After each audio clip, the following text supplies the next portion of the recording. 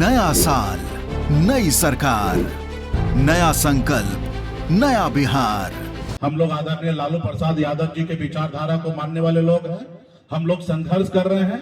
कल्पना कीजिए कि बाबा साहब भीमराव अंबेडकर अगर हमारे दलित भाई के लिए अगर आरक्षण का व्यवस्था नहीं करता संविधान में, तो आज इस संसार में हमारे दलित भाई का क्या हाल होता। आजादी के 77 साल बाद इतनी बड़ी आबादी बिहार में निषाद का रहने के बाद कभी किसी ने लड़ाई लड़ा नहीं। आज बंगाल में निषाद को आरक्षण मिल रहा है, दिल्ली में आरक्षण मिल रहा है एससी का, लेकिन हमको बिहार में नहीं मिल रहा। हमने लड़ाई लड़ा, आपने हमें अपना नेता माना, आपने हमें अपना बेटा माना, आपने कहा सनत मल्ला आप आगे बढ़ो, हम तुम्हारे साथ हैं। मुझे तो आज समझौता कर ले तो कल भारत सरकार में मंत्री बना देंगे हमको। इस संसार में बहुत चालाक लोग हैं। आपके आने वाला पीढ़ी को आज भी आपको गुलाम बनाना चाहता है साथियों। तो इसलिए गुलामी की जंजीरों को तोड़ना है तो सबसे पहले अपने बच्चों को पढ़ाइए, लिखाइए, काबिल बनाइए। पढ़ाई शिक्षा वो चीज है, आपके दो आंख है लेकिन आप पढ़े लिखे नहीं हैं तो आप कुछ भी लिखा है तो आप पढ़ नहीं सकते हैं। तो आप समझिए कि आपके आंख कोई काम का नहीं है आप अगर पढ़े लिखे नहीं है तो इसलिए पढ़ाई लिखाई इतना जरूरी है। आप मान लीजिए आप पढ़े लिखे नहीं है, कोई आके एक बोतल में दे देगा जहर, आप नहीं पढ़ पाइएगा, पॉइजन है और आप पी जाइएगा। लेकिन वही अगर पढ़े लिखे होगिएगा तो देख लीजिएगा भाई ये पॉइजन है, इस पीने से आदमी मर जाता, हम नहीं पिएंगे। तो इसलिए हर रोज आपको पॉइजन देने का काम इस संसार में लोग कर रहे हैं। इस धरती पर सब एक ही तरीके से लोग आए हैं, लेकिन आज देखिए कुछ समाज के लोग, कुछ लोग बहुत अमीर हैं और आप बहुत गरीब हो गए। वो लोग जो कोई काम धंधा कुछ नहीं करता है लेकिन सबको बेवकूफ बनाता है, लेकिन वो आज इस संसार में सबसे अमीर है। और आप दिन रात मछली मारते हैं, खेत में काम करते हैं, मजदूरी करते हैं, लेकिन आप गरीब हैं क्योंकि आप पढ़े लिखे नहीं हैं। आपका 1 लाख रुपया 1000 में बदल देता है, आपका 1 लाख रुपया को 1000 में बदल देता है और उसका 1000 रुपया को एक सुन्ना लगा देने से उसका 1 लाख हो जाता है। और इसी तरीके से आपके पूर्वज को तबाह किया गया, खत्म किया गया। आपका जमीन अपने नाम करा लिया और उसे 2 पीढ़ी के बाद खड़ा हो जाता कि ये जमीन हमारे बाप दादा का है। तो आप अंग्रेज भी आए थे तो इस धरती पर ज्यादा से ज्यादा जमीन जो है तो गरीब लोगों के पास था, क्योंकि अंग्रेज को भी पता था, मुगल को भी पता था कि बड़े लोग जो है हाथ में मिट्टी नहीं लगाना चाहता है। इनको अगर हम जमीन देते हैं पट्टा पे तो ये काम नहीं करेंगे, फसल नहीं आएगा तो हमको लगान कहां से मिलेगा। तो उस समय में भी अंग्रेज हो या मुगल हो, ज्यादा से ज्यादा जमीन जो है वो गरीब लोगों को दिया था ताकि ये खेत के चीना को चीर कर फसल उग जाएंगे और हमको लगान देंगे। जब अंग्रेज गया तो जमीन कहाँ गया, वो हमारे नाम से नहीं रहा, वो दूसरे के नाम पे हो गया। तो इसलिए साथियों आने वाले समय में हम लोग बड़ी लड़ाई लड़ रहे हैं। हम लोग आदरणीय लालू प्रसाद यादव जी के विचारधारा को मानने वाले लोग हैं। हम लोग संघर्ष कर रहे हैं। आप कल्पना कीजिए कि बाबा साहब भीमराव अंबेडकर अगर हमारे दलित भाई के लिए अगर आरक्षण का व्यवस्था नहीं करता संविधान में, तो आज इस संसार में हमारे दलित भाई का क्या हाल होता।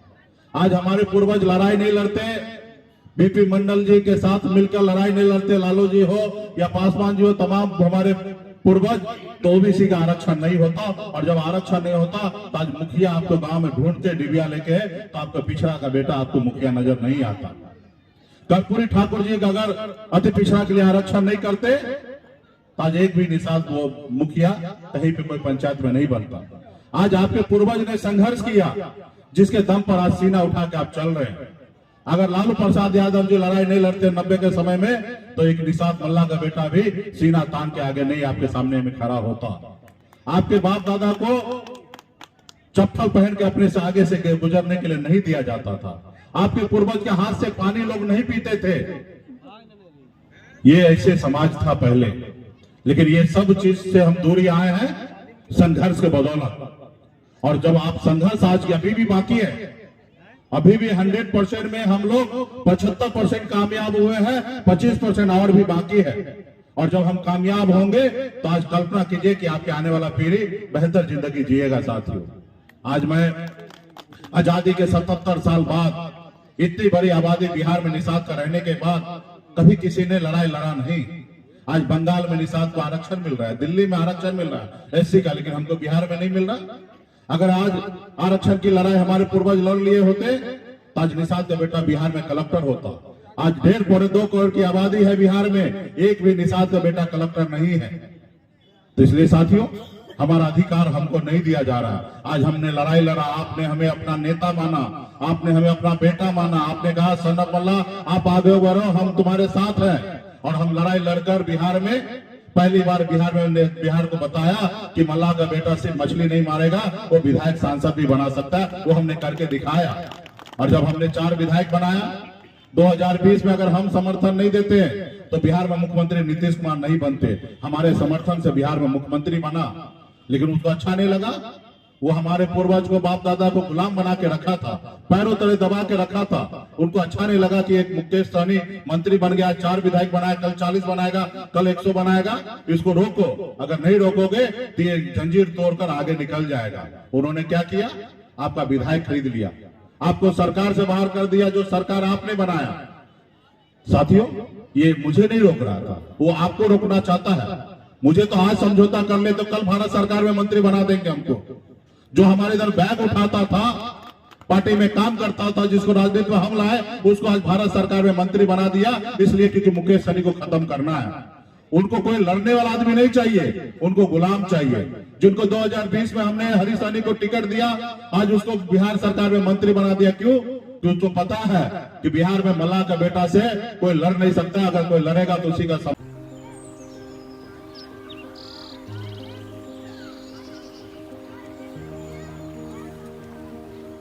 एक बात बतावा, तू हमेशा बड़े बाजार से होकर घर काहे जात बार? पगडंडी से जल्दी पहुंच जाई। अब का करी, मन बहलावे खातिर जाइला।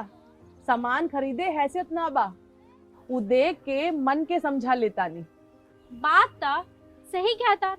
कभी कभी सोचे तानी पैसा रही ता राहुल खातिर टिफिन, ओकरा पापा खातिर जूता और गुड़िया खातिर रंग सब ले लेही। अब फिक्र मत कर। सुनल माई बहन मान योजना के बारे में का हो? तेजस्वी जी वादा कइले बारन कि अब की बार नई सरकार बनते ही हमके हर महीने 2500 रुपए मिली। अब दिन बदल जाई। अरे वाह, मतलब सच में दिन बदल जाई। माई बहन योजना, महिलाओं की समृद्धि, बिहार की प्रगति।